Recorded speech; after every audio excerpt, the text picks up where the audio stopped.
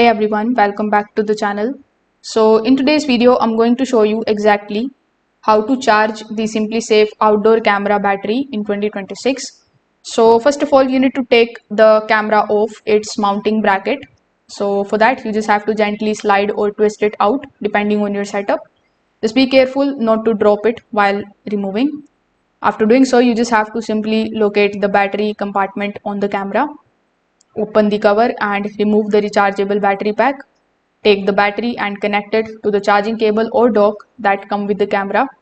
After that, simply plug it into a power source and check for the charging indicator light. Now let the battery charge fully. This may take a few hours depending on the battery level. So you just have to do nothing but to just wait until the indicator shows that it is fully charged. After doing so, you just have to simply insert the battery back into the camera and close the compartment. After that, simply mount the camera back in and ensure that it is powered on. So if this video helped you out, make sure that you like this video and subscribe to the channel. Thanks for watching.